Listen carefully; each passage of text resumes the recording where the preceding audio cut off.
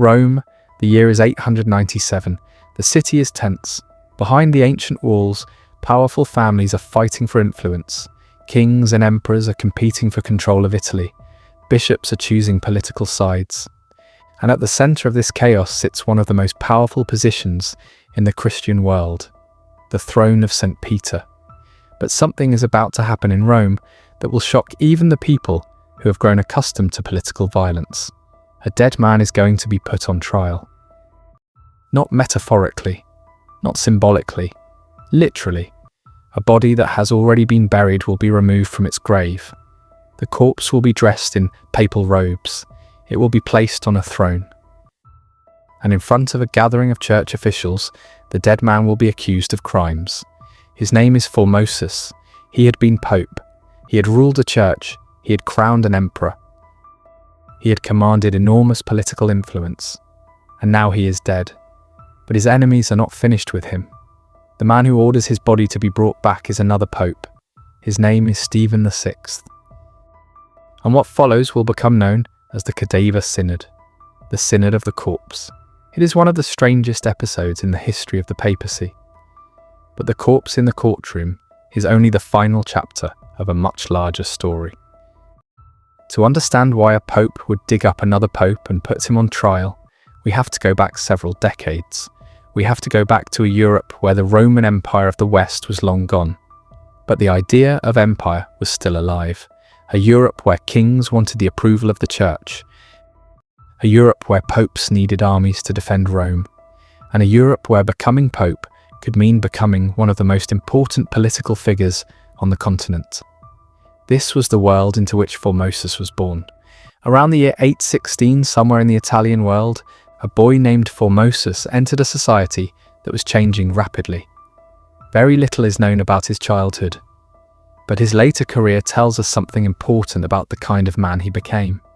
He was educated, he was ambitious, he was politically capable, and he understood how to operate in a world where religion and power were deeply connected.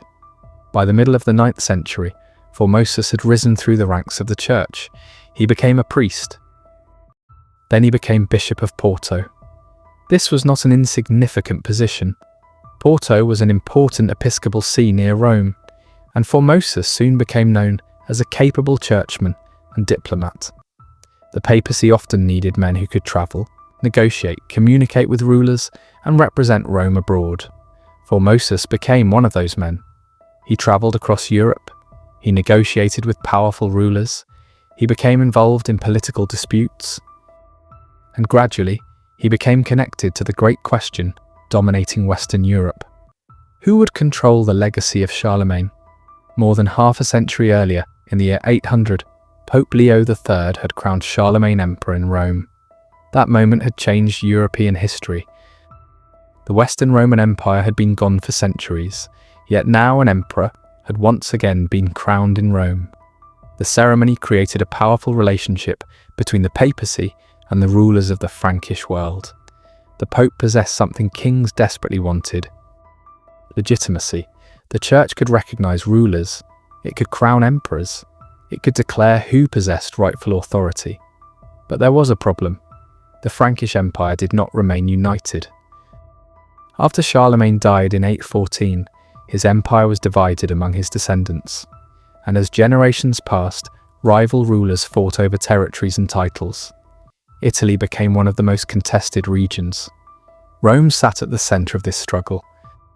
The Pope needed protection, the Italian rulers wanted recognition, the Frankish rulers wanted imperial authority, and powerful Roman families wanted influence over the papacy itself.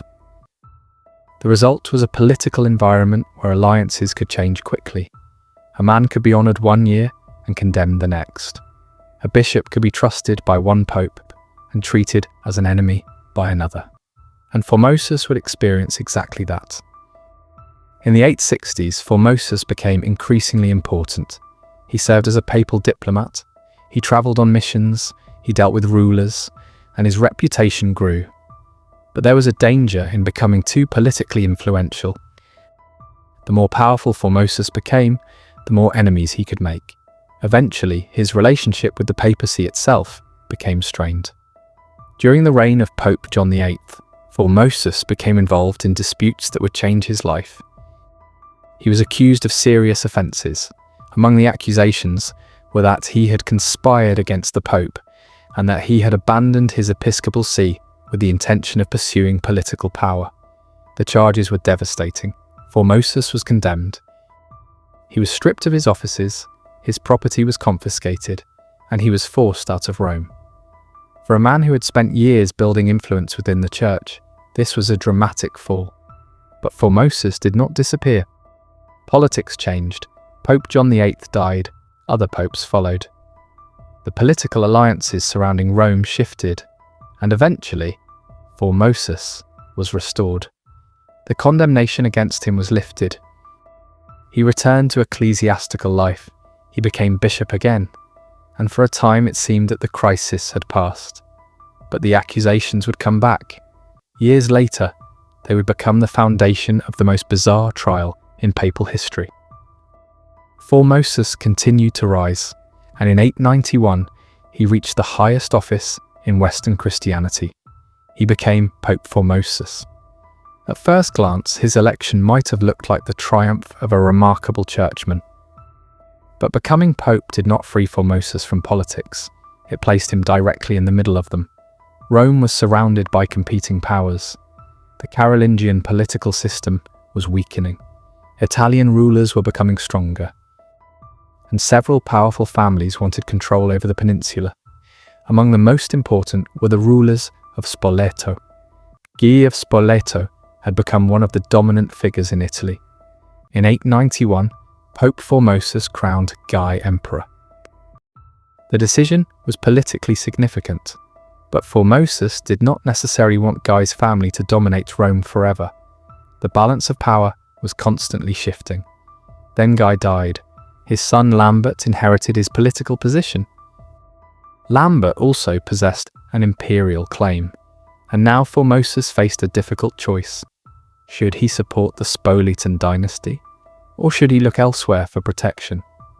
Formosus chose another path. He turned toward Arnulf of Carinthia. Arnulf was a powerful ruler from the Frankish world. For Formosus, Arnulf represented something important, a counterweight. If Arnulf could come into Italy, defeat Formosus's political enemies, and establish imperial authority, Rome might gain protection from the Spoletan faction. So Formosus called upon him. Arnulf responded. In 896, Arnulf crossed the Alps and entered Italy. His campaign eventually brought him to Rome. The political situation changed rapidly. The Spoletan forces were pushed back. Arnulf entered Rome, and Formosus crowned him emperor. For the Pope, this was a major political victory. But it would also become the decision that helped destroy his reputation after death, because Arnulf's victory did not last. The emperor soon became seriously ill. His Italian campaign collapsed. He returned north, and Formosus was left behind in Rome. Then in April 896, Pope Formosus died. He was buried. The man who had spent decades navigating European politics was finally gone, but his political decisions remained. His allies remained, his enemies remained, and the controversy surrounding his papacy remained. The papal throne passed rapidly from one man to another. Boniface VI became pope. His reign lasted only a few weeks. Then Stephen VI rose to the papal throne. And Stephen's relationship with Formosus was very different. Stephen had been a bishop. He had lived through the same political struggles. He knew the factions. He knew the accusations, and he knew that Formosus's legacy was politically dangerous. Stephen's supporters were closely connected to forces that had opposed Formosus. Now Stephen possessed something Formosus no longer had. Power. Formosus was dead. Stephen was pope, and the dead pope could no longer defend himself. That distinction would become crucial. At first, Stephen did not immediately create the spectacle that would later make his name infamous. But pressure was building. The political factions surrounding Rome wanted answers. What should happen to the decisions Formosus had made? Was his election legitimate? Were his ordinations legitimate? Was his coronation of Arnulf legitimate? Could the Church simply accept the actions of a man who had once been condemned? Stephen and his allies had an opportunity. They could leave the past alone, or they could reopen it. They chose to reopen it, and eventually they went further than almost anyone could have imagined. They decided to judge Formosus. The problem was obvious. Formosus was dead. But in the political and religious world of 9th century Rome, even death could not always end a controversy. Stephen's supporters argued that Formosus had violated church law. His old accusations could be revived. His previous condemnation could be used against him. And if Formosus could be declared illegitimate, then his entire papacy could be challenged. This was not merely about punishment. It was about erasing legitimacy. If Formosus had not been a legitimate pope, then what happened to the decisions he made? What happened to the bishops he appointed? What happened to the priests he ordained? What happened to the emperor he crowned? And what happened to the political alliances he created? The answers could reshape the balance of power. So Stephen VI prepared something extraordinary. He ordered Formosus's body to be exhumed. The grave was opened. The corpse was brought out. Months had passed since Formosus's death. The body had decayed, yet the dead pope was dressed again.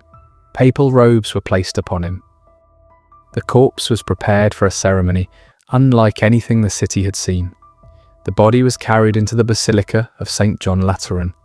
There it was placed on a throne, and the dead pope was made to sit as a defendant. Imagine what the scene must have looked like. The basilica was filled with clergy. The symbols of papal authority surrounded the chamber. At the centre sat a corpse. A man who had once commanded the church now sat motionless in ceremonial clothing. Across from him was Pope Stephen VI, alive, powerful, and determined to judge him. A deacon was appointed to speak on behalf of the corpse. The accusations began. Formosus was accused of having unlawfully transferred from one bishopric to another. He was accused of violating church rules. His previous condemnation was invoked, and the legitimacy of his papacy was placed on trial. But there was something deeply disturbing about the ceremony. The defendant could not answer. He could not defend himself. He could not even move. The person sitting in front of the court was not Formosus the politician, not Formosus the diplomat, not Formosus the pope. It was simply his dead body. Yet the court continued. The questions were asked, the charges were presented, and the deacon assigned to defend the corpse attempted to respond. The verdict, however, was almost certainly predetermined. Formosus was declared guilty. The symbols of papal authority were removed from his body. His papal vestments were stripped away. The corpse was treated as though the man had never legitimately held the office. One of the fingers used for blessing was cut off, and then the body was removed. But the humiliation did not end there. The corpse was buried again. Yet even in death, Formosus was not allowed to rest. His body was eventually taken from the grave once more, and then it was thrown into the Tiber River. The man who had once been pope had been reduced to a political symbol. His body disappeared beneath the water. For Stephen VI, the victory seemed complete. Formosus had been condemned. His papacy had been attacked. His political legacy had been challenged. But Stephen had underestimated one thing: the reaction of Rome. The Cadaver Synod had gone too far.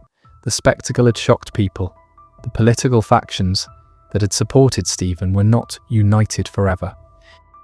And the same world that had allowed him to attack a dead pope would soon turn against him. Within months, Stephen VI was overthrown. He was stripped of his authority, he was imprisoned, and in prison, he was killed. The pope who had ordered the exhumation of a corpse would himself die violently. But the story would not end with Stephen's death. In fact, his downfall opened the door for Formosus's rehabilitation. The church began reversing the decisions of the Cadaver Synod.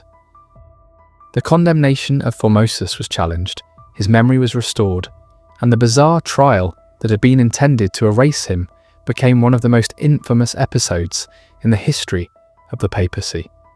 But to understand why Stephen's actions created such a crisis, we need to go deeper. Because the Cadaver Synod was not simply a bizarre religious ceremony. It was the visible explosion of decades of political conflict. It was the result of a world where popes were caught between kings, emperors, aristocrats, and rival factions. It was the consequence of a system in which a man's political decisions could determine whether he was celebrated as a saintly leader or condemned as a criminal. And Formosus had lived through almost all of it. His career was a story of rise, fall, restoration, and ultimately, revenge. But Stephen VI's story was also connected to a much larger crisis. The papacy itself was becoming unstable. Popes were beginning to rise and fall at extraordinary speed. Powerful Roman families were becoming increasingly influential. The emperor was far away, local rulers were strong, and Rome was caught in the middle. The result would be a period later remembered as one of the darkest eras of the medieval papacy. Stephen VI was not the beginning, and he was certainly not the end. His corpse trial was a symptom of a much larger disease, a struggle for control, a struggle over legitimacy, a struggle over who had the right to define the future of Rome.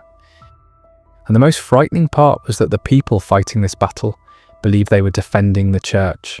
They believed they were protecting legitimacy. They believed they were correcting injustice. But somewhere along the way, the line between faith and political revenge became almost impossible to see. And that is where the story of Pope Stephen VI truly begins.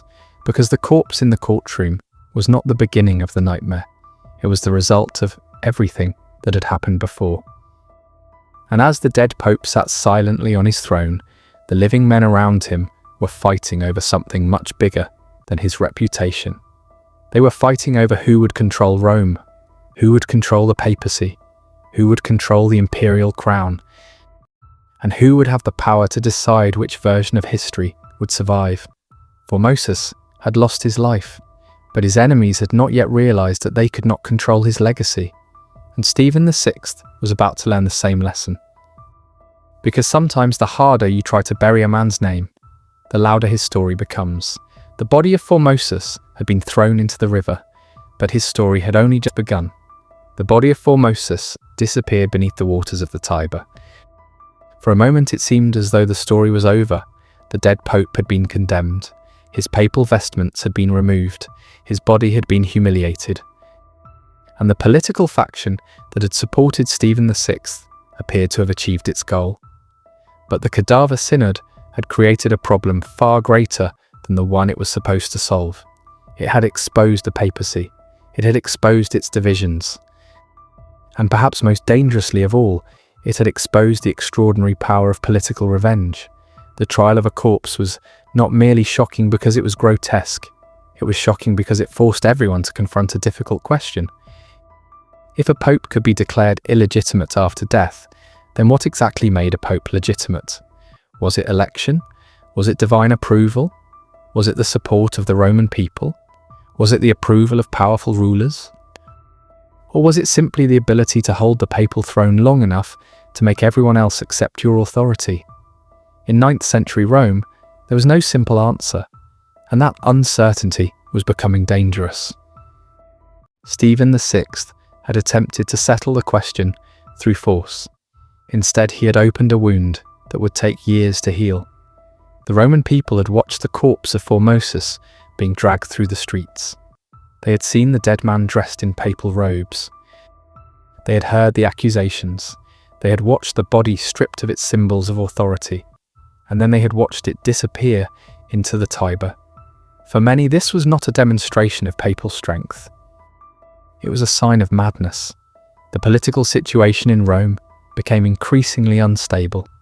Stephen's enemies began to organize. His supporters could no longer guarantee his safety. And the man who had once commanded the most powerful religious office in the Western world suddenly found himself vulnerable. The exact circumstances of Stephen's downfall are difficult to reconstruct in every detail. The surviving sources were written in an environment where political factions constantly fought to shape the historical record. But the basic outline is clear. Stephen VI lost power. He was imprisoned, and sometime in 897 he was strangled. His death marked a dramatic reversal. Only months earlier, he had sat in judgment over a dead pope. Now he himself was dead. But Rome was still not at peace. If anything, the crisis had become worse. The papacy now had to deal with the consequences of the Cadaver Synod. What should be done about Formosus? Should his condemnation stand? Should his acts be declared invalid?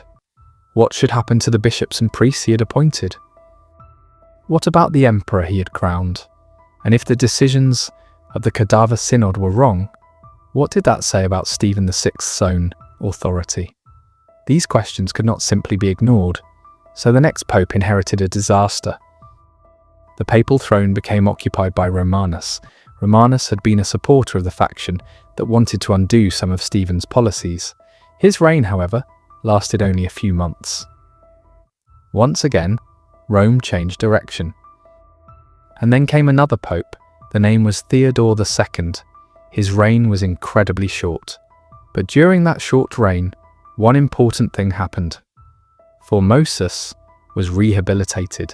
The body of Formosus, which had been thrown into the Tiber, was recovered. The exact circumstances surrounding its recovery are wrapped in later traditions and uncertain details, but the basic story became part of the historical memory of the period. The corpse that Stephen had tried to erase was brought back, and now the church began restoring its dignity. Formosus was given a proper burial. The humiliation was reversed. The dead pope had survived his enemies. But the controversy did not end, because the church still had to deal with the question of what the Cadaver Synod had actually done. Theodore II called a council. The decisions of the Cadaver Synod were annulled. Formosus's memory was restored. The men ordained by Formosus were generally recognized. The church attempted to move forward, but Rome remained politically unstable, and the papacy remained vulnerable. Theodore II's reign lasted only about 20 days. 20 days, that is all. In less than a month, the papacy changed again, and the next pope would take the story in yet another direction. His name was John IX. John IX understood that the church could not simply pretend the Cadaver Synod had never happened. The controversy had damaged the credibility of the papacy, so John attempted to establish a more formal response. He held councils.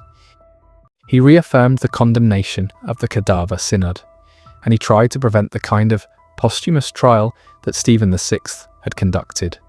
The church was attempting to create boundaries, but the damage had already been done. The Cadaver Synod had become part of papal history, and its memory would survive for centuries. But there is something important to understand about the aftermath. Formosus's rehabilitation did not mean that every political problem disappeared. The same forces that had created the crisis were still present. Rome was still divided. Powerful families still competed. Italian rulers still wanted influence. The papacy still needed protection. And the Holy Roman imperial tradition was still connected to the politics of Rome. The problem was not one bad pope. The problem was the entire political environment. The 9th century was coming to an end. Europe was changing. The Carolingian world was fragmenting. Local rulers were gaining more power, and Rome was increasingly controlled by aristocratic factions. The papacy would enter an era in which powerful Roman families could influence who became pope. Some popes would rule for years, others would rule for months. Some would die naturally, others would be imprisoned, some would be murdered. The papal throne could become a prize in a political struggle. And the Cadaver Synod was one of the earliest and most dramatic warnings of what was coming. But before we move further into the aftermath, we need to return to Formosus, because why did this particular man become so dangerous? Why was his memory worth attacking? Why did his enemies care so much about what happened to a dead pope? The answer lies in legitimacy. Formosus had been involved in a complicated political network. He had supported Arnulf. Arnulf had been crowned emperor, and the legitimacy of that coronation mattered. In medieval Europe, an imperial crown was not simply a decorative title. It could determine who possessed the highest secular authority in Western Christianity. The Pope's involvement gave the coronation religious significance, so if Formosus could be declared an illegitimate pope, then the political decisions made during his papacy could be weakened. This was particularly useful to the factions that opposed Arnulf. Formosus had effectively chosen one side. After his death, his enemies wanted to undo that choice. The corpse trial was therefore a political statement. It said, Formosus was wrong. Formosus was illegitimate. Formosus's decisions should not be trusted. Formosus's alliances should not survive him. But history had a strange response. The more violently his enemies attacked him, the more memorable he became. The Cadaver Synod turned Formosus into a symbol, and Stephen VI became associated forever with the attempt to destroy that symbol. This is why the story has survived, not because medieval people were uniquely cruel. History is full of cruelty, not because the medieval church was uniquely political. Religious institutions have always interacted with political power. The story survived because the symbolism was so extreme. A living institution had turned against a dead leader. A pope had judged another pope's corpse, and the entire ceremony was performed in the name of religious legitimacy. That contradiction is what makes the story unforgettable. Imagine being a bishop in that room. You had sworn loyalty to the church, you had watched a pope die. Now you were being asked to participate in a trial where the defendant was literally unable to speak. You knew that the decision could have consequences for your own position. If you opposed Stephen, you might become his enemy. If you supported Stephen, you became part of the spectacle. The political pressure must have been enormous. The deacon assigned to defend Formosus faced an impossible task. How do you defend a dead man? How do you answer accusations against someone who cannot explain himself? And how do you challenge the Pope while standing in front of him? The ceremony itself may have been designed to make opposition difficult. Stephen had the authority. The court had been assembled. The corpse was helpless. The verdict could be presented as a legal decision, but beneath the legal language was a political struggle. And the outcome was almost inevitable.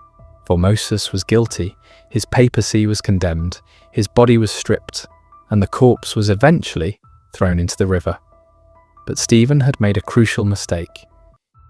He had transformed a political conflict into a public spectacle, and public spectacles can escape the control of the people who create them. The Cadaver Synod became a scandal. The scandal became political ammunition, and political opponents used it against Stephen. Soon the same people who had allowed him to condemn Formosus no longer wanted him on the papal throne. Stephen was imprisoned, and his death followed. The reversal was almost complete, but there is an even deeper irony. Stephen had tried to use the church to erase Formosus. The church eventually used its own authority to erase Stephen's judgment. The Cadaver Synod was declared invalid. Formosus was restored, Stephen's legacy was destroyed, and the church attempted to move on. But the consequences did not disappear. Questions about the validity of Formosus's ordinations continued. The controversy would return in later years. Some people remained concerned about whether those ordained by Formosus possessed legitimate authority. The issue was complicated by the fact that medieval canon law was still developing. Rules existed, but their interpretation could vary, and political circumstances could influence how those rules were applied. The Formosian controversy, therefore, became more than a story about revenge. It became a legal and theological problem. If Formosus had been pope, then his acts could stand.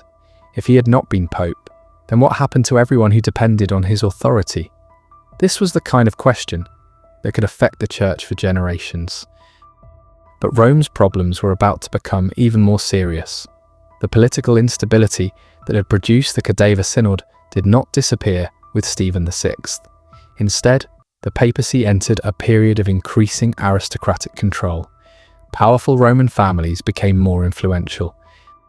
The city became a battlefield of competing interests, and popes increasingly depended on local political support. The papal office remained sacred, but the men controlling access to it were often intensely political. This created a dangerous contradiction.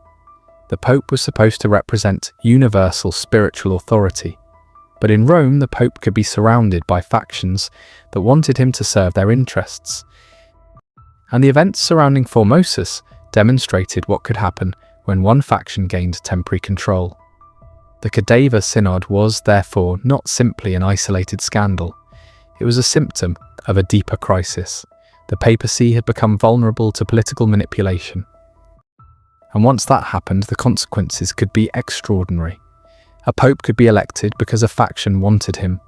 A pope could be removed because another faction became stronger. A bishop could rise because of political loyalty. Another could fall because of political opposition. And even death did not necessarily end the conflict. Formosus proved that. His grave did not protect him. His office did not protect him. His death did not protect him. His body could still be used as a weapon. But history eventually protected his memory. And that is why Formosus' story is so important. He was not simply the victim of a bizarre medieval ceremony.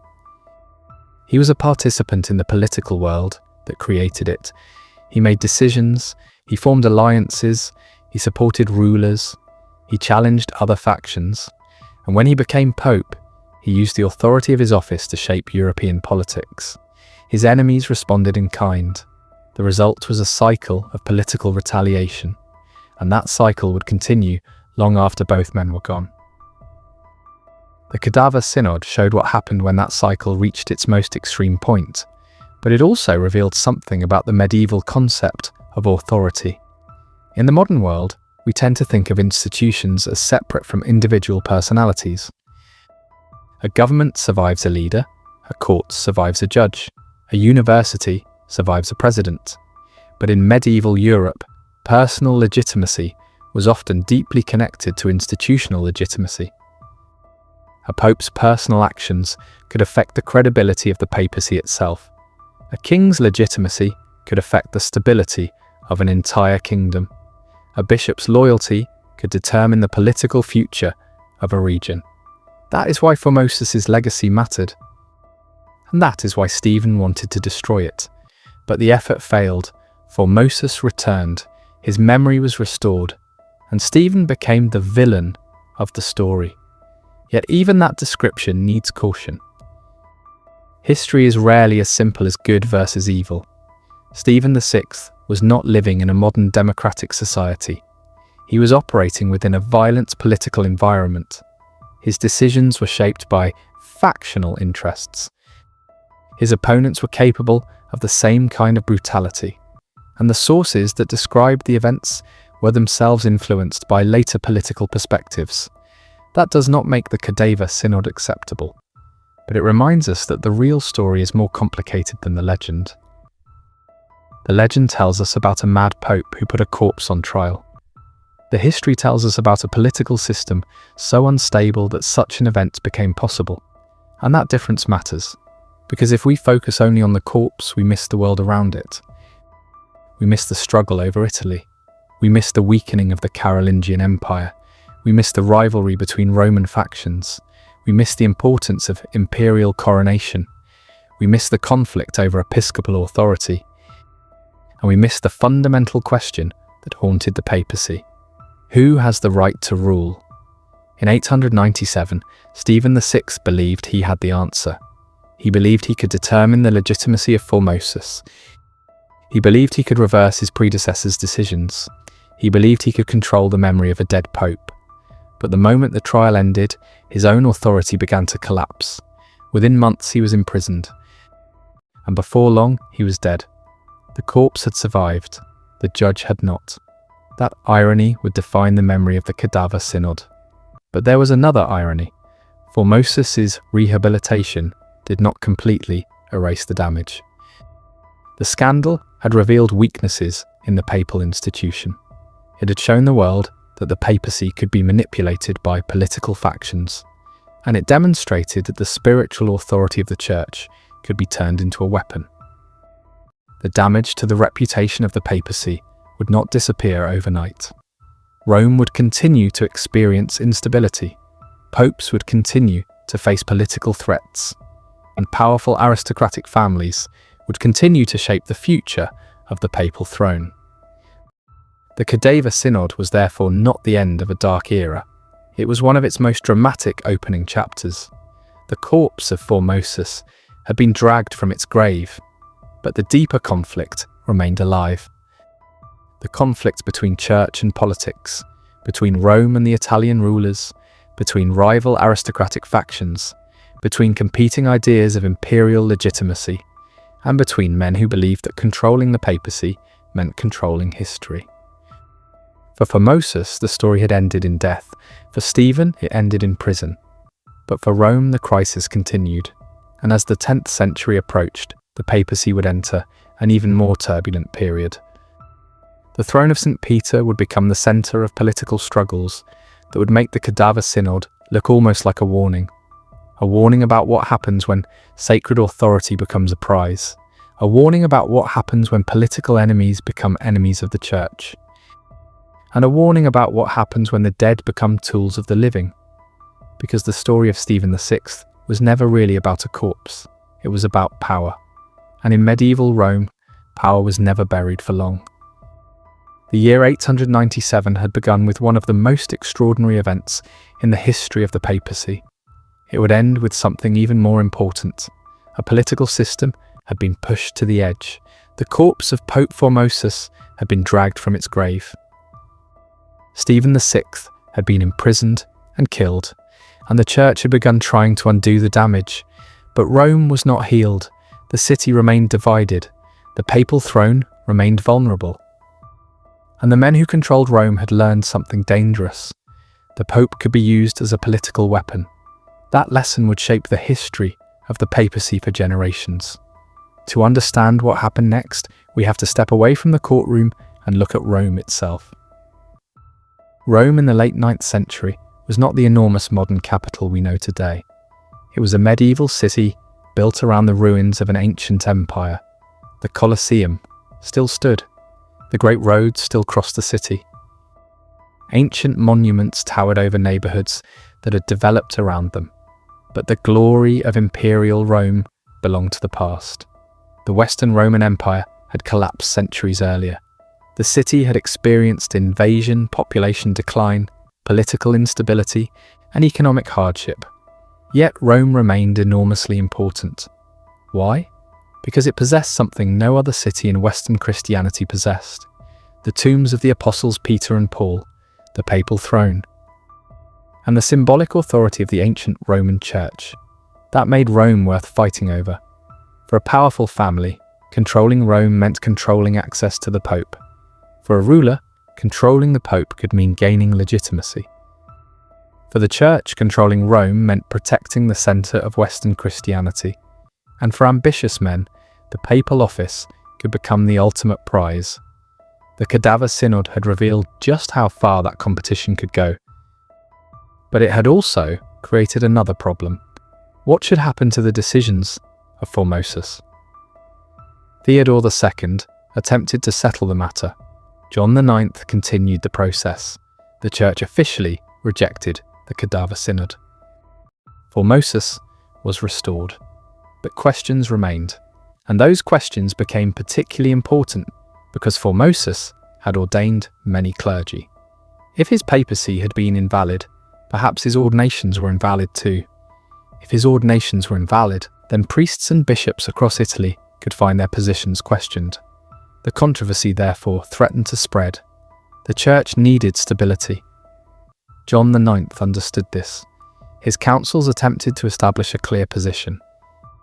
The Cadaver Synod was rejected, the memory of Formosus was rehabilitated, and the Church tried to make sure that such a spectacle would not happen again. But political reality was stronger than church legislation. The men who had supported Formosus did not suddenly become united. The men who had opposed him did not disappear, and Rome remained a city of competing factions. The papacy was still exposed, and the next generations would prove it. One of the most important consequences of the Formosian crisis was the realization that papal legitimacy could be challenged through political means. The dead could be condemned, the living could be removed, and the records of the church could be manipulated. This created a dangerous precedent. If one faction could destroy the reputation of a previous pope, another faction could reverse that decision, and another faction could reverse the reversal. That is almost exactly what happened. The papacy became trapped in a cycle. One pope supported one political faction. The next pope supported another. The previous pope's decisions were challenged. New councils were called. Old decisions were declared invalid, and the legitimacy of earlier leaders became part of the political struggle. The church was not simply fighting over theology, it was fighting over memory. Who deserved to be remembered as legitimate? Who deserved to be condemned? Whose decisions would survive? Whose name would be erased? These questions mattered because history itself was a form of power. If you could control the official memory of a pope, you could influence how later generations understood his actions. Stephen VI tried to control that memory. He failed, but later political leaders would continue attempting the same thing. The 10th century was approaching, and Rome was entering an era in which aristocratic families would gain enormous influence over the papacy. The papal office would become increasingly entangled with Roman noble politics. Some popes would be elected because of family alliances, others would be forced out, some would become prisoners, others would die violently. The papacy would survive, but it would pass through a period of extraordinary instability. Historians have sometimes used dramatic terms to describe this era, but behind the labels was a simple reality. Rome was politically fragmented. There was no single authority capable of controlling the entire region. The Pope had spiritual prestige, but he needed political support. Powerful families had military resources, but they needed legitimacy. And so the two sides depended upon each other. That dependency created opportunities for manipulation. The aristocrats could influence the papal election, the Pope could reward allies, the Church could legitimize political claims, and rulers could protect or threaten the Church. The result was a system in which religion and politics were deeply intertwined. This was the world Formosus had navigated. It was the world Stephen had exploited. And it was the world that would continue after them. But there is another part of the story that deserves attention: the imperial question. The Roman papacy had become closely connected to the idea of a Christian emperor. The Pope could crown an emperor. That ceremony carried enormous symbolic significance. But by the end of the 9th century, the old Carolingian imperial system was weakening. Different rulers claimed authority. Italy had its own powerful kings and princes, Frankish rulers were divided, and Rome had to decide whom to support. This was why Formosus's decision to crown Arnulf mattered so much. It was not simply a religious ceremony, it was a political declaration. Formosus was saying that Arnulf had the authority to be emperor. That decision threatened the ambitions of the Spolitan rulers. When Arnulf became ill and withdrew from Italy, Formosus's political strategy collapsed. His enemies were still there, his supporters were vulnerable, and after his death, the political faction that opposed him gained an opportunity to strike. The Cadaver Synod therefore emerged from the ruins of that failed political alliance. Stephen VI's condemnation of Formosus was, in part, an attempt to reverse history, but the Church's later rehabilitation of Formosus became another attempt to reverse history again. This is why the episode became so chaotic. Every political victory created a new historical interpretation. Every new pope could reinterpret the previous pope. And every reinterpretation could create another conflict. The papacy was becoming trapped in its own memory. But the story becomes even more fascinating when we consider the physical fate of Formosus's body. The body had been buried after his death, then exhumed, then dressed, then displayed, then stripped, then buried again, then removed once more, then thrown into the Tiber, and finally recovered. The physical body became a symbol of the political struggle. Formosus could not speak, but his body was made to speak through ceremony. The exhumation itself sent a message. The stripping of the papal robes sent another. The cutting of the finger sent another. The disposal of the body sent the strongest message of all. Stephen's supporters were not simply saying that Formosus had been wrong. They were saying that his authority should be erased. His body was treated as evidence. His corpse became a political document, but the symbolism eventually turned against Stephen. The more extreme the punishment became, the more people questioned the legitimacy of the process. The trial began to look less like justice and more like revenge, and revenge can destroy the person seeking it. Stephen VI discovered this firsthand. After his imprisonment and death, the church began dismantling his legacy. The Cadaver Synod was condemned. Formosus was rehabilitated. The corpse was returned to a dignified burial. The papacy attempted to restore its credibility, but the damage could not be completely repaired. The scandal had become too famous. The story spread, and generations later, people would still remember it. Why? Because the Cadaver Synod represented something universal. The fear that power can corrupt institutions. The fear that political enemies can be transformed into criminals. The fear that history can be rewritten by whoever controls the courtroom. And the hope that eventually, the truth can survive. Formosus did not survive physically. But his memory did. Stephen VI did not survive politically, but his name did, and the two men became permanently linked. One became remembered as the dead pope who was put on trial. The other became remembered as the pope who ordered the trial. Neither man could escape the story, but the story itself was still moving. After the councils of Theodore II and John IX, the church attempted to stabilize the situation. Yet Rome remained dangerous. Political factions continued to fight, and new popes faced the same fundamental problem. How could the papacy maintain spiritual authority while surviving in a world dominated by political power? That question would become one of the central challenges of medieval European history.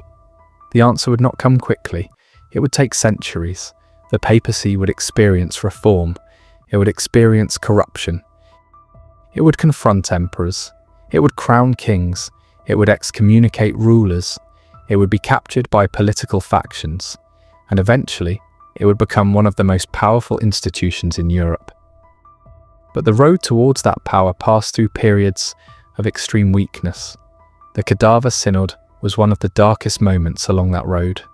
It demonstrated what the papacy could become when political institutions were unstable and personal rivalries became more important than institutional continuity.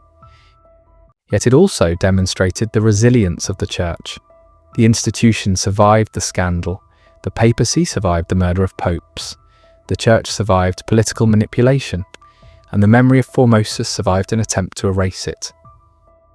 This raises an interesting question. Was Formosus actually a victim? Or was he simply another political player who lost the game? The answer is complicated.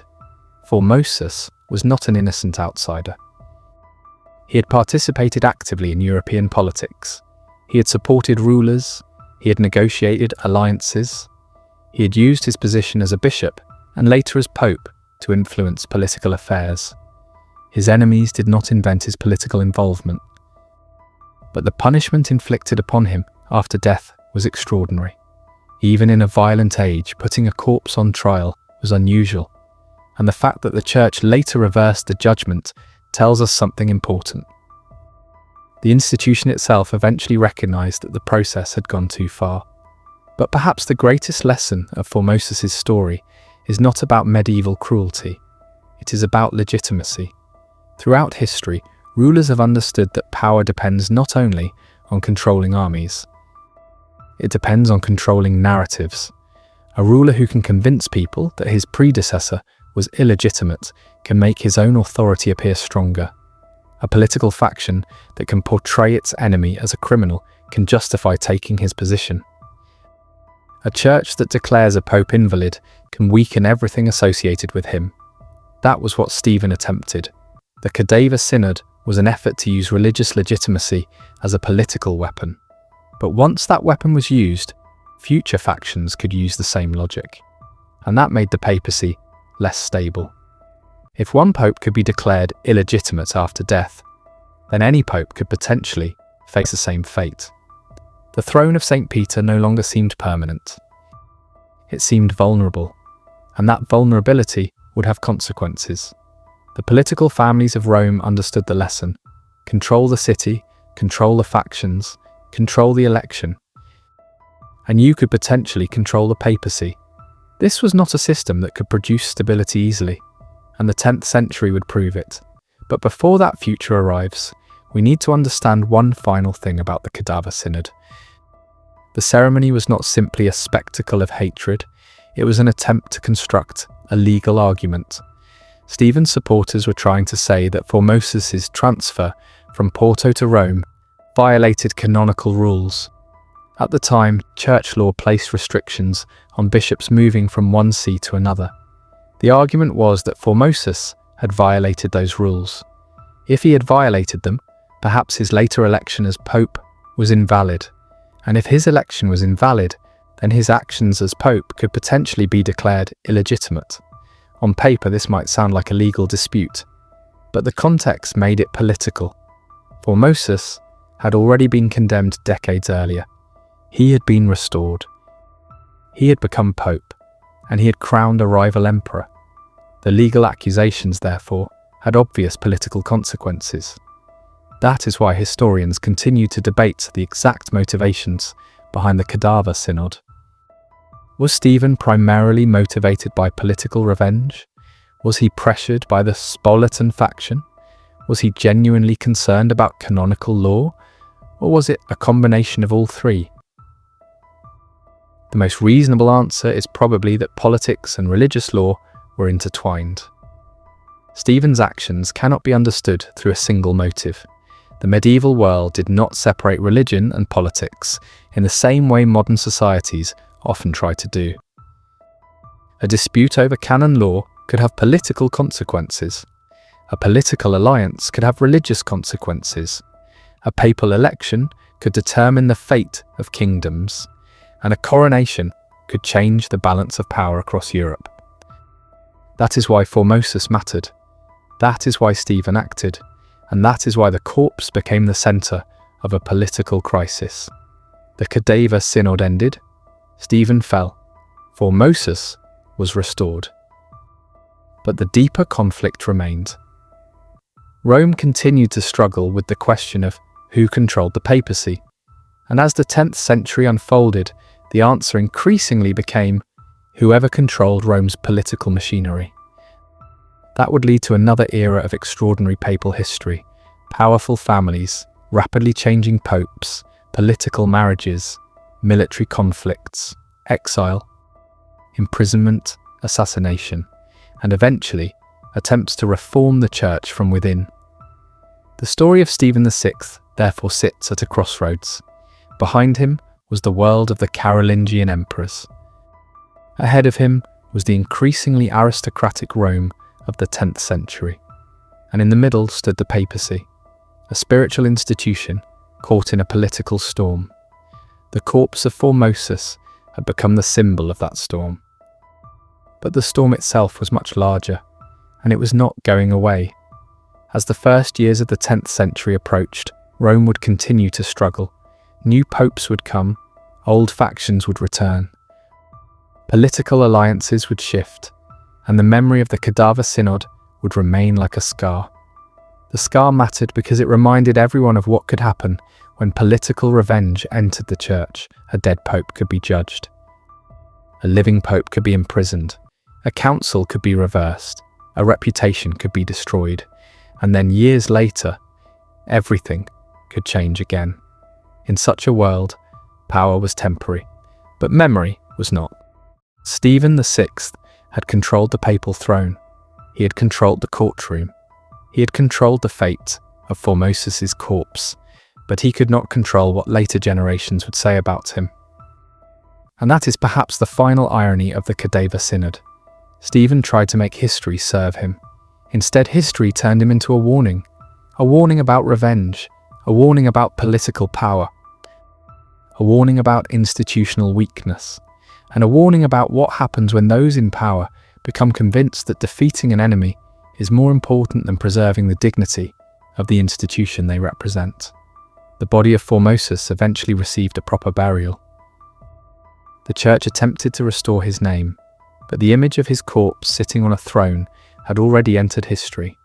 It could not be erased, and neither could the question it left behind. What kind of world allows a dead man to be put on trial? The answer is not simply medieval Rome. It is a world where power has become more important than principle. And that is why the story of Stephen VI still feels strangely modern, because the technology has changed. The political systems have changed, the institutions have changed, but the struggle over power, legitimacy, reputation, and memory has not disappeared. Stephen VI wanted to defeat a dead rival. Instead, he gave that rival immortality. And Formosus, whose body was dragged from the grave, became one of the most unforgettable names in medieval papal history. But the story does not end there, because the 10th century is about to begin. And Rome is about to enter an era even more turbulent than the one that produced the Cadaver Synod. The papal throne will become the target of powerful Roman families. Popes will rise and fall with terrifying speed. And the struggle for control of St. Peter's throne will become a battle that reaches far beyond the walls of Rome. The corpse trial was not the end of Rome's political nightmare, it was a warning of what was coming. The corpse of Formosus had been restored to the church. The decisions of the Cadaver Synod had been rejected. Stephen VI was dead, and yet Rome was still unstable, because the problem had never been only Stephen. The problem was the world that had created Stephen. As the 9th century came to an end, the papacy stood at the centre of a political storm. The Carolingian Empire was fragmenting. Italian rulers were competing for territory. Roman aristocratic families were becoming more powerful. And the Pope remained caught between them. The events surrounding Formosus had shown that a pope could be elevated by one political faction and destroyed by another. The papal throne was sacred. But the men fighting over it were very human. They wanted influence, they wanted protection, they wanted wealth, they wanted legitimacy, and above all, they wanted control. The beginning of the 10th century would reveal just how deeply those ambitions had entered the Roman Church. After John IX, the papacy continued to change rapidly. Benedict IV became Pope, then Leo V, then Anti-Pope Christopher, then Sergius III. The names changed, the factions remained. Rome was becoming a place where the papal office could be transformed by political struggles almost overnight. And among the men who would emerge from this environment was Sergius III. His connection to the Formosian controversy is particularly important. Sergius had been one of the bishops who opposed Formosus. During the aftermath of the Cadaver Synod, he was part of the political world that rejected Formosus's legitimacy. But history took him in a different direction. Years later, Sergius would become Pope himself, and when he did, he represented the return of a faction that had previously opposed Formosus. The papacy was once again being shaped by political memory. Old rivalries did not disappear, they waited. This was the dangerous pattern of early medieval Rome. A political faction could lose today and return tomorrow. A pope could be condemned and then rehabilitated. A decision could be declared invalid and later restored. Nothing seemed permanent. The papacy had become trapped in a cycle of retaliation, and the Formosus controversy remained at the centre of that cycle. But why was Rome so vulnerable? The answer lies partly in the weakness of centralised political authority. The old Roman imperial structure was gone. The Carolingian Empire had fragmented. No single ruler could permanently dominate Italy. Power was divided among kings, princes, nobles, bishops, and local military leaders. Rome, therefore, had to negotiate with whoever was strongest at a particular moment. This gave local aristocrats extraordinary opportunities. They could build alliances, they could control territory, they could influence papal elections, and they could use the papacy to strengthen their own families. The result was a political environment where the Pope could become dependent on the very people he was supposed to govern. And when the Pope depended on powerful families for protection, those families could demand influence in return. This would become one of the defining problems of the 10th century papacy. The spiritual authority of St. Peter remained enormous, but the political machinery surrounding the papal throne became increasingly controlled by Roman elites. The Cadaver Synod had shown the worst possible outcome of that system. A pope had used his authority to settle a political dispute, and after his fall, another pope had reversed the decision. But the cycle did not stop. It continued. The papacy entered a period that later historians would describe with terms suggesting darkness, corruption, and decay. Some of those descriptions are exaggerated. The medieval church was not simply collapsing. Religious life continued. Churches were built. Monasteries flourished. Theology developed. Missionary activity continued across Europe, but in Rome itself, political instability was severe, and the papacy was deeply affected by it. The office could be occupied by men whose political survival depended on powerful families. This did not mean every pope was corrupt. It meant the environment was dangerous. A pope who angered the wrong faction could lose everything. A pope who lacked military protection could be forced out. A pope who supported the wrong ruler could become politically isolated, and a pope who tried to reform the system could face powerful enemies. The legacy of Formosus, therefore, remained important. His story demonstrated what could happen when political alliances determined papal legitimacy. But the deeper lesson was even more disturbing. If the papacy could be manipulated by factions, then the office itself could become unstable, and instability creates opportunity. For ambitious men, for aristocratic families, for rulers, and for anyone willing to use force, the 10th century would become a long struggle over who controlled the papal throne. But there was another force shaping this story, the idea of the emperor. The Roman Church still believed that Western Christianity needed a Christian emperor. The imperial title carried enormous prestige, but who should possess it? The answer was not obvious.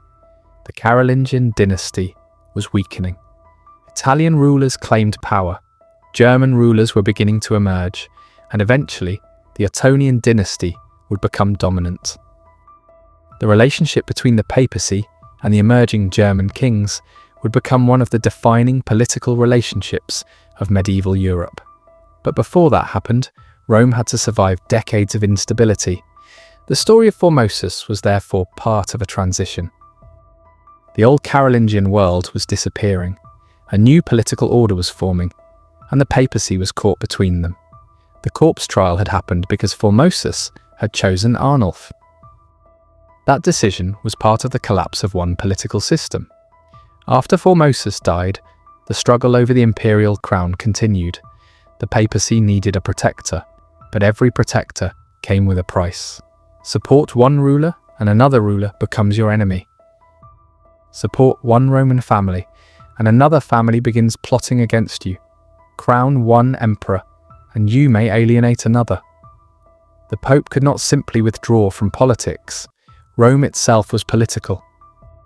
The papal territories needed protection. Church property needed defense. The city needed alliances. And the Pope needed to survive. This was the impossible position inherited by the men who followed Stephen VI. The papacy wanted to be above politics, but politics surrounded it. And so the struggle continued. Yet the story of Formosus still contained one more important lesson. The dead pope had been condemned under the argument that his actions were invalid. But later popes restored his legitimacy. This meant that papal history itself could be rewritten. And once people understood that, the historical record became another battlefield. A pope's memory could be attacked. His name could be removed from documents. His actions could be declared invalid. His supporters could be marginalized. And then, years later, another faction could restore him. This was not merely historical housekeeping. It was political power. Control the memory of a leader, and you can influence the legitimacy of those who came after him. The Cadaver Synod was, therefore, an early example of something much larger, the politics of memory. And memory would remain central to medieval politics. Kings would rewrite genealogies, churchmen would preserve or destroy records, rulers would commission histories that portrayed their enemies as villains. The church would maintain official narratives, and political factions would fight over what future generations were allowed to remember. Formosus survived because the people who came after Stephen chose to remember him differently. Stephen's victory was temporary. The historical record eventually turned against him, but the pattern would repeat. The papacy would continue to experience political reversals, and each reversal would produce another layer of historical memory. This is why the 10th century can be so difficult to reconstruct. The sources were written by people who had their own loyalties. They did not simply record events, they interpreted them. A pope who was a hero to one faction could be a villain to another. A ruler who was portrayed as a defender of the church in one source could be described as an enemy in another. The story of Formosus is therefore partly a story about the limits of historical evidence. We know the broad outline, but the precise motivations of individuals are harder to determine. Why exactly did Stephen order the Cadaver Synod? How much pressure came from political allies? How much was driven by personal hostility? How much came from concerns about canon law? We cannot always know, but we can see the consequences. And those consequences were enormous. The papacy had been publicly humiliated, the church had been divided, and the corpse of a former pope had become the centre of an international scandal. The memory of that scandal would influence how later generations viewed the dangers of political interference in the church.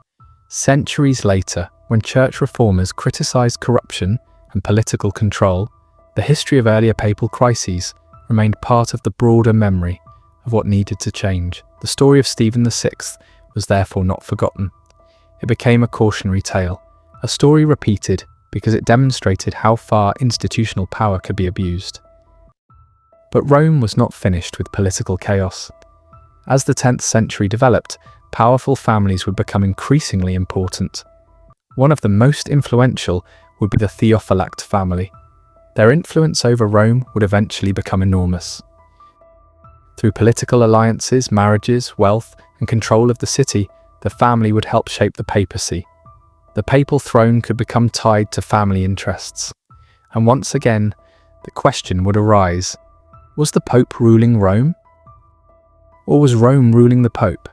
The answer would often depend on who controlled the streets. The city was not governed by abstract institutions. It was governed by people with soldiers, people with money, people with family networks, people with political ambitions, and those networks could reach directly into the papal palace. The result was a papacy that could be incredibly powerful in theory and incredibly vulnerable in practice. The Pope could claim spiritual authority over millions, but inside Rome, a powerful noble family could still threaten his position. That contradiction would define much of the 10th century. And the Cadaver Synod had already shown how dangerous the contradiction could become. A pope could have enormous spiritual authority and still become a political prisoner. Stephen VI had been pope. He had presided over a council. He had judged a corpse, and yet he ended his life behind bars. The papal crown had not protected him. His political allies had not protected him. His authority had not protected him. The lesson was clear. The papal throne was powerful, but it was not safe, and that insecurity created an incentive for every pope to build alliances. Some would seek powerful kings, others would rely on Roman families, others would attempt to build their own military power, but every strategy carried risks. The history of the next century would be shaped by those choices. The imperial question would eventually bring the papacy into conflict with German rulers. The rise of the Ottonians would transform European politics, and eventually the Church would begin a major movement toward reform. But before reform could come, the papacy had to survive the political era that followed the Cadaver Synod. And that era would be brutal. The memory of Formosus would remain in the background. His story was a reminder that political revenge could become self-destructive. But the men who followed did not always learn the lesson. The papacy continued to be treated as a political prize, and the consequences were sometimes shocking. Popes were forced to flee, popes were imprisoned, popes were deposed, rival popes appeared. And Rome became a city where the question of who was pope could sometimes depend on who controlled the military forces around the Vatican. The spiritual importance of the office remained, but the political reality was becoming increasingly complicated. The throne of St. Peter could be occupied by a man whose legitimacy was accepted across Europe, or by a man whose authority existed only within a few miles of Rome. That distinction mattered enormously, and it had already been foreshadowed by Formosus. His enemies had tried to destroy his legitimacy after his death. His supporters had restored it. The Church had effectively declared that legitimacy could be contested. That precedent was dangerous. Once the idea of rival legitimacy became accepted, the papacy could fragment, and eventually, rival claimants would emerge. But before that happens, there is one final question. What happened to the legacy of Stephen VI? Unlike Formosus, Stephen was not rehabilitated. His name remained associated with the Cadaver Synod. The event became his defining historical image. He is remembered not for a long theological legacy, not for a major reform, not for a great diplomatic achievement. He is remembered for one extraordinary decision. He dug up a dead pope and put him on trial. That single act overwhelmed everything else, and perhaps that is the cruelest lesson of political power. A person can spend a lifetime building a reputation, but one decision can define how history remembers them. Stephen VI had wanted to control the memory of Formosus. Instead, he lost control of his own. Formosus became the dead pope who was put on trial. Stephen became the pope who ordered the trial, and the two names became permanently connected. The story of their conflict survived because it was so extreme, but the larger history continued. The papacy entered the 10th century. Roman aristocrats grew stronger, imperial politics changed, and the Church slowly moved toward a new era, an era in which reformers would eventually challenge the political control of the papacy. An era in which popes would become more independent, an era in which the papacy would transform itself into one of the most powerful institutions of medieval Europe. But that transformation was still far away. For now, Rome remained trapped in factional politics. And the shadow of the Cadaver Synod remained. The corpse had been buried. The trial had been annulled. The pope who ordered it was dead. But the lesson had survived. The papacy was vulnerable. Legitimacy could be manipulated. Memory could become a weapon. And the struggle for control of Rome could turn even the most sacred institutions into instruments of political revenge. The dead man had been put on trial.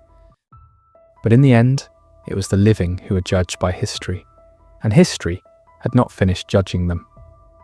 The story of Pope Stephen VI is often remembered as a strange story about one terrible night in medieval Rome. A corpse, a throne, a courtroom, a pope acting as judge, and a dead man being declared guilty. But the more we look at the world around Stephen, the less strange the event becomes. It was not an isolated act of madness. It was the product of a political system that had been breaking apart for years. Rome was caught between powerful families. Italy was divided among competing rulers. The old Carolingian order was collapsing.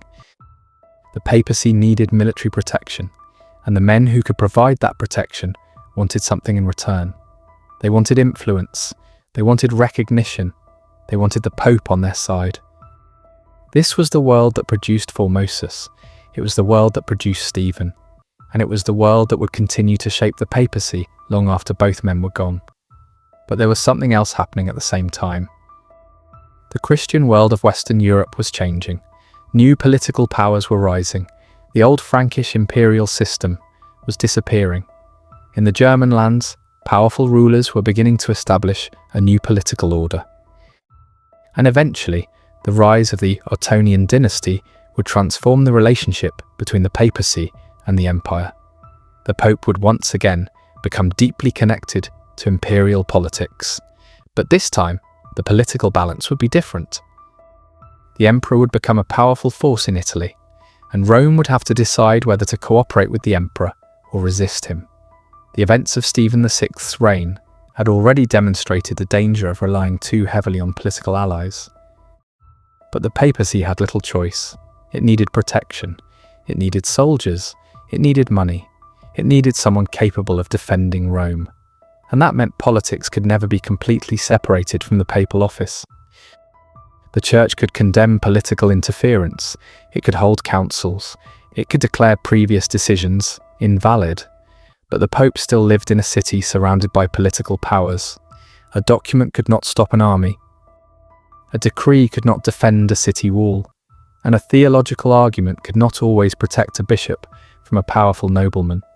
The papacy, therefore, had to survive in the real world, and survival required alliances. This was the central contradiction of medieval Rome. The Pope claimed spiritual authority over the Christian world, but inside Rome, he still needed political protection. The result was a constant tension between universal authority and local power. And that tension would become one of the defining features of medieval papal history. The Cadaver Synod was a dramatic example of that tension. Formosus had used the papal office to influence imperial politics. His enemies had used the same office to attack him after his death. Then later popes used their authority to reverse the judgment.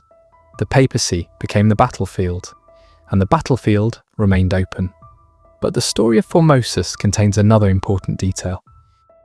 His earlier condemnation had not prevented him from becoming pope. Think about what that means. A man could be condemned by one pope, later restored, then elected pope, then condemned again after death, then rehabilitated. This extraordinary sequence demonstrates how unstable political legitimacy could become. The Church was trying to define permanent rules, but political circumstances kept changing. And whenever the political situation changed, the interpretation of those rules could change with it. The same man could be viewed as legitimate or illegitimate, depending on who controlled Rome. That is why the Cadaver Synod matters beyond its shocking imagery. It reveals a struggle over the meaning of authority itself. Who decides whether a pope is legitimate? Who decides whether his actions are valid? Who decides whether history should remember him as a legitimate leader or a criminal? These questions would continue to trouble the Church, and eventually they would contribute to broader movements for reform. But reform would not come immediately. Before the Church could become more independent, it had to pass through decades of political domination. The 10th century would test the papacy repeatedly. Some popes would be weak, some would be ambitious, some would be caught between competing families. Others would attempt to strengthen the independence of the Church, and eventually the papacy would begin to develop institutions capable of resisting the control of local aristocrats. But that process would take generations. In the meantime, Rome remained a city where political violence could determine religious leadership. The memory of Stephen VI, therefore, remained useful. Whenever later generations wanted to demonstrate the dangers of political interference, the Cadaver Synod provided a perfect example. It was difficult to imagine a clearer symbol. The sacred office of Pope had been turned into a weapon against a dead rival. The courtroom had become theatre. The law had become political. And the corpse had become the ultimate symbol of helplessness. But perhaps the most important question is this: did Stephen VI really believe he was acting unlawfully? We cannot know exactly what was happening inside his mind. Historical sources do not give us access to his private thoughts. He may have genuinely believed that Formosus had violated canon law. He may have believed that the previous pope's actions had created a serious legal problem. He may have believed that restoring proper order required condemning Formosus, or he may have been acting under enormous political pressure. Most likely, the truth was complicated. Medieval rulers and churchmen did not necessarily separate personal belief from political interest. A person could sincerely believe a legal argument while also benefiting politically from that argument. Stephen could have believed that Formosus was illegitimate, and at the same time he could have understood that declaring Formosus illegitimate would benefit his political allies. Those motivations could exist together. That is one reason why the Cadaver Synod remains difficult to interpret. It is tempting to create a simple story. Stephen was evil. Formosus was innocent. But history is rarely that simple. Formosus himself had participated in political struggles. He had supported rulers. He had opposed other rulers. He had made enemies. He had been condemned before. And he had later become pope. Stephen was part of the same political world. The difference was that Stephen chose an extraordinary method of fighting.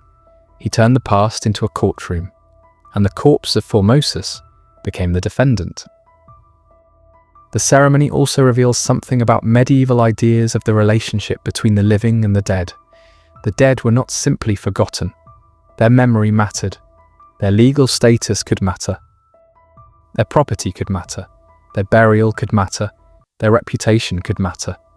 And in the case of rulers and church leaders, their posthumous reputation could have political consequences. Condemning a dead ruler could be a way of condemning his policies. Destroying his symbols could be a way of destroying his legitimacy. The Cadaver Synod therefore used a dramatic ritual to communicate a political message. Formosus had been stripped of his office. His authority had been removed. His supporters had been warned, and his political legacy had been attacked. But the ritual produced the opposite result. Instead of making Formosus disappear, it made him unforgettable. That is the paradox at the heart of the story. The more extreme the attempt to erase him became, the more famous he became. His enemies gave him a place in history, not as the Pope they wanted people to remember, but as the victim of one of the most bizarre spectacles ever associated with the papacy. The Cadaver Synod therefore became larger than the political conflict that created it. It became a legend, and legends have power.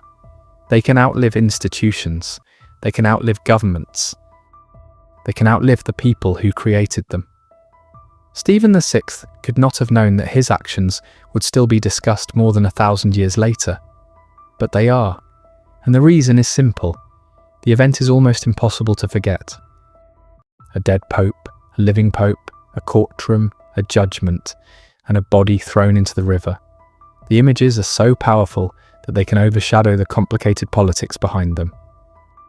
But the politics matter, because without them the Cadaver Synod would probably never have happened. The late 9th century was a world of collapsing alliances. The Carolingian Empire had once created a powerful political structure across Western Europe. But by the end of the century, that structure was breaking apart. Italy became increasingly fragmented. Regional rulers gained independence, Rome became more vulnerable, and the papacy was forced to navigate between competing powers. Formosus tried to use Arnulf to restore a balance of power. When Arnulf failed, Formosus's political position became vulnerable. After his death, his enemies moved quickly. The corpse trial was therefore partly the political aftermath of a failed alliance. The decision to crown Arnulf had not simply disappeared when Formosus died, it remained politically dangerous, and Stephen's faction wanted to undo it.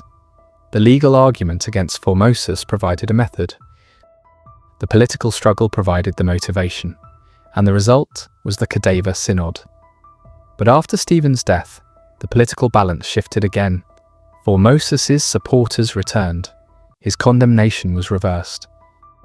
And the church attempted to repair the damage. This pattern would continue throughout the following decades. A faction would rise, a pope would support it, the faction would fall, the pope would fall. Another faction would rise, and the cycle would begin again. For ordinary Christians, this instability must have been deeply confusing. The Pope was supposed to be the spiritual leader of Western Christianity. Yet popes were being replaced rapidly. Some were condemned, some were imprisoned, some were murdered, some were forced into exile. The institution remained, but the people occupying it changed constantly. This made the papacy vulnerable to criticism, and eventually, reformers would use memories of this period to argue that the Church needed greater independence from secular politics. The problem was not simply that individual popes behaved badly. The problem was structural. As long as the papacy depended on powerful families and rulers for protection, those political powers could influence the office. To make the Church more independent, the papacy would eventually need its own institutional strength. That transformation would take a long time, but its roots can be found in the crises of this era. The Cadaver Synod was one of the moments that made the weakness visible. A pope could not even control his own succession. A dead pope could be judged. A living pope could be murdered. The office was sacred. The political environment was brutal. And the two were colliding. But there is another character in this story who deserves attention. The city of Rome itself. Rome was not simply the stage, it was an active participant. The city had its own aristocracy, its own neighborhoods, its own political factions, its own military forces, and its own traditions. The Pope could not ignore the Roman population. If the people turned against him, his position could become dangerous. The reaction against Stephen VI demonstrated this. The Cadaver Synod had been conducted in Rome. The people of Rome saw the spectacle, and eventually, opposition to Stephen grew. The city itself became part of the mechanism that brought him down. This reminds us that medieval politics were not controlled only by kings and popes. Urban populations mattered. Aristocrats mattered. Clergy mattered. Military leaders mattered. And alliances between them could change quickly. Rome was a city of competing interests. The papal palace was one centre of power. But it was not the only one. The powerful families who controlled neighbourhoods and estates could exert enormous influence. And that influence would become even stronger in the 10th century. Eventually, some families would have a level of control over the papacy that seems almost unbelievable from a modern perspective. They could influence elections, they could pressure popes, they could arrange marriages, they could negotiate with emperors, and they could use the papal office to strengthen their own dynasties. This was the environment in which the memory of Stephen VI survived. He became a warning about what happened when political factions controlled the Church. But the warning was not always enough. History often teaches lessons that later generations forget. And Rome would repeat many of the patterns that produced the Cadaver Synod. The names would change, the families would change, the rulers would change, but the struggle for control would remain. And eventually, the papacy would become one of the central prizes in the political competition between Rome and the emerging German emperors. That conflict would reshape medieval Europe. The Pope would no longer simply be a Roman bishop struggling to survive. He would become a figure whose authority could challenge kings. But before the papacy reached that level of independence, it had to survive the period of aristocratic domination. And that period was coming. The 10th century would bring new political players. One of the most important was the Theophylact family. Their influence would help shape the papacy for decades. The family and its allies would become deeply involved in Roman politics. The papal throne would increasingly become connected to aristocratic interests, and the Church would struggle to maintain the appearance of universal spiritual authority while being controlled by local political networks. This was the deeper legacy of the 9th century crisis. The papacy had survived. But survival was not the same as independence. Formosus had been restored, Stephen had been condemned, the Cadaver Synod had been annulled, but the political structures that created it remained, and that meant another crisis was always possible. In fact, more crises were coming. The history of the papacy would soon become filled with men whose reigns lasted only a few years or even a few months. Some would barely have time to establish themselves before being removed. Others would spend more energy fighting political enemies than dealing with religious affairs. The papacy would become a mirror of the political instability of Rome itself. And this brings us back to the corpse. Why does the body of Formosus still matter? Because it represents the moment when the political struggle became so extreme that even death was not enough to stop it. The corpse was a message. It said that political enemies could be pursued beyond the grave.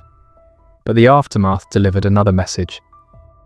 Institutions can change, political power can reverse itself, and attempts to control history can fail. Formosus was condemned, then restored. Stephen was powerful, then imprisoned. The verdict seemed permanent.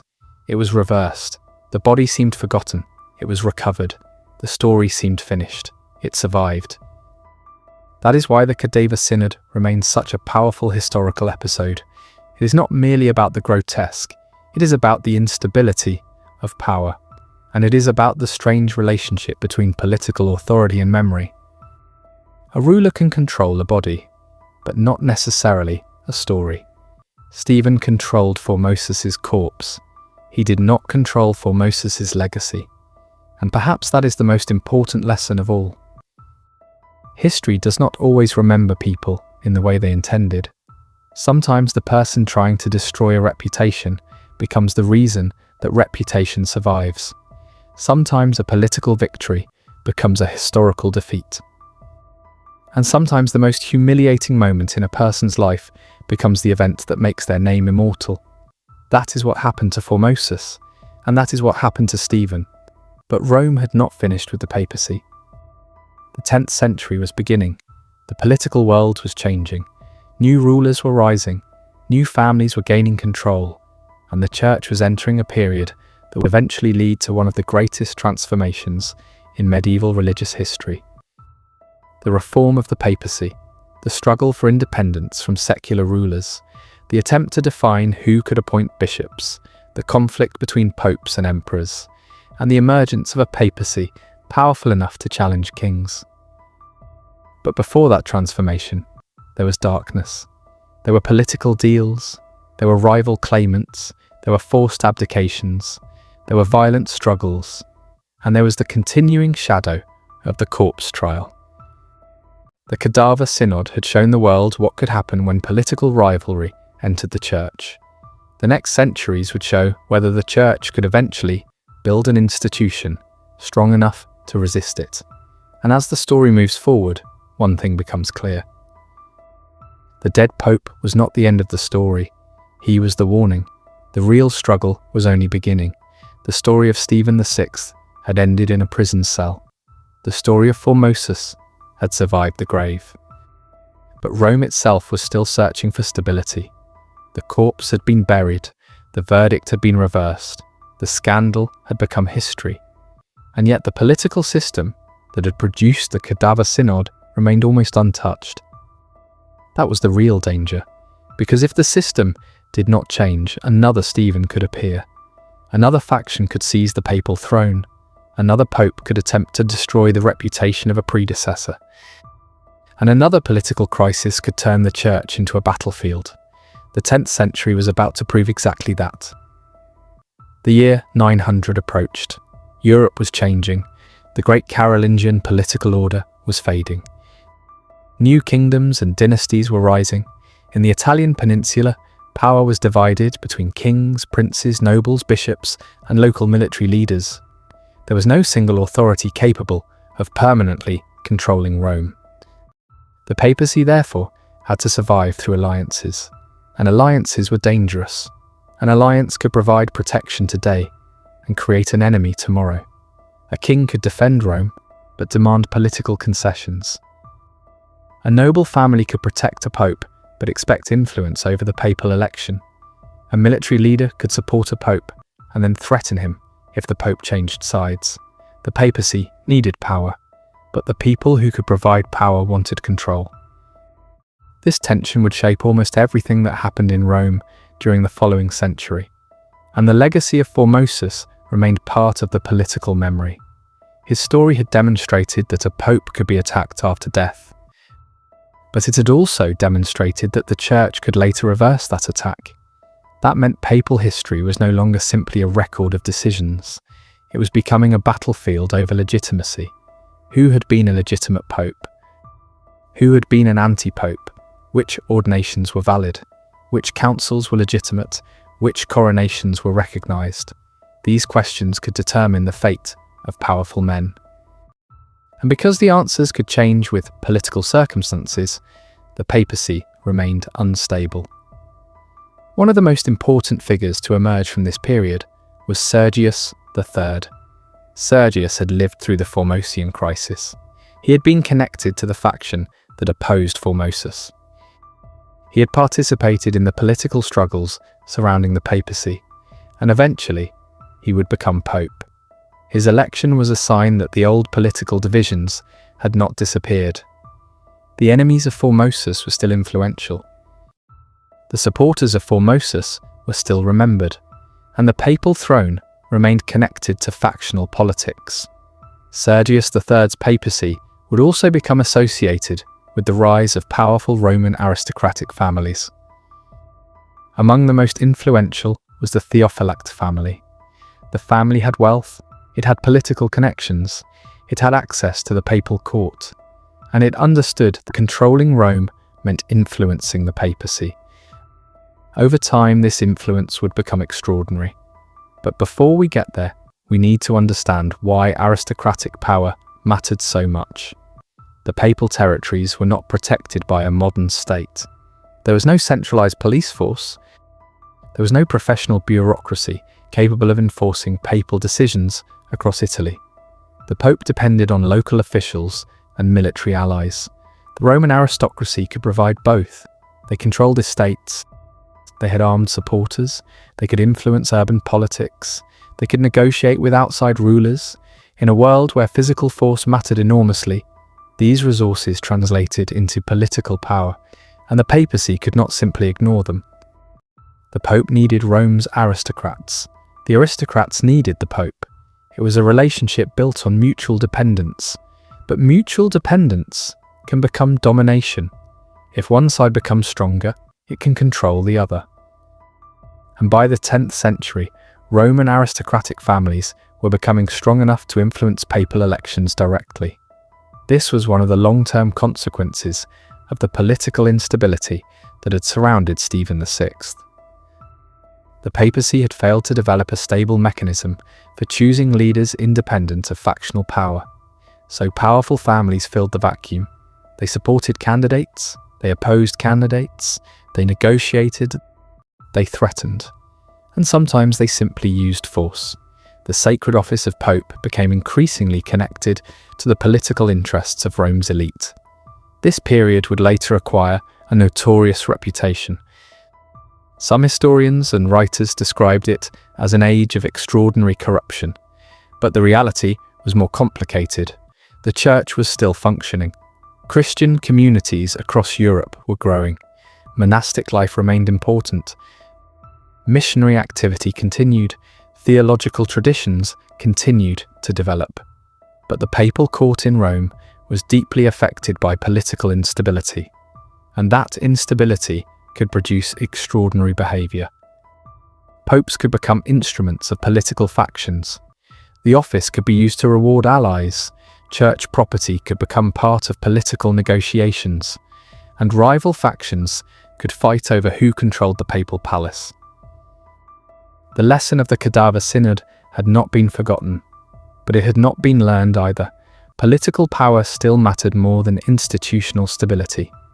The story of Formosus therefore became a warning that Rome repeatedly ignored. The dead pope had been judged because his political legacy was dangerous. The next generation would see living popes treated with similar political hostility. The difference was that the living could fight back, and that made the struggles even more dangerous. A pope could be forced to flee Rome. He could seek protection from an emperor. He could return with an army. Another faction could install a rival pope. And suddenly the Christian world could face two men claiming to be the legitimate successor of St. Peter. This possibility had already been hinted at during the political crises surrounding Stephen, but it would become a recurring feature of medieval papal history. The idea of an anti-pope, someone claiming the papal office in opposition to another claimant, could emerge whenever political factions became divided. Once again, legitimacy became the central issue. Who was the real pope? Who had been properly elected? Who had the support of Rome? Who had the support of the emperor? Who had the military power to enforce his claim? The spiritual question and the political question became almost impossible to separate. And that was the world the papacy inherited from the 9th century. The corpse of Formosus had shown the danger in its most dramatic form, but the next century would show the danger in living form. Popes would become political prisoners.